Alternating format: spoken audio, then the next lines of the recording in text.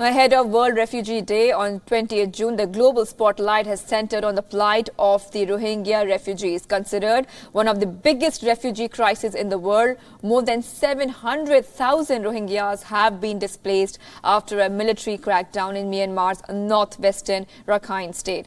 Most of them are now in Bangladesh, living in the border town of Cox's Bazar. Their return home is nothing but a struggle. Take a look.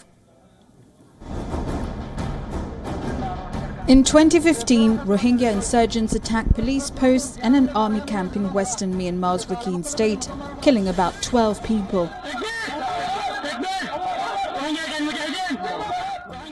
Myanmar security forces and Rakhine Buddhist vigilantes responded. What happened next is described by many as a campaign of violence and arson aimed at driving out the Muslim population. As a result, hundreds of thousands of Rohingya Muslims flooded into Bangladesh's Cox's Bazar as the violence in Rakhine state continued.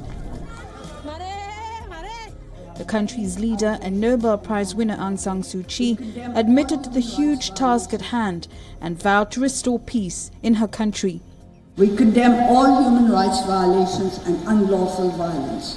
We are committed to the restoration of peace, stability, and rule of law throughout the state.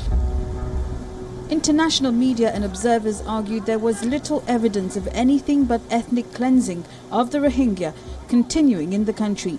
Human rights groups called for an arms embargo and other sanctions on Myanmar. In 2017, Bangladeshi NGOs called on UN aid agencies to increase their support. At this stage, the United Nations had appealed for $434 million to aid 1.2 million Rohingya refugees. Have little or nothing to go back to. Their homes and villages have been destroyed. There are deep divisions between communities that remain unaddressed, and humanitarian access is inadequate. In January 2018, Bangladesh and Myanmar agreed to complete the voluntary repatriation of all the Rohingya refugees over 2 years. But the Myanmar government was seen to raze villages in the Rakhine state. Myanmar set up reception centres near the border in Rakhine.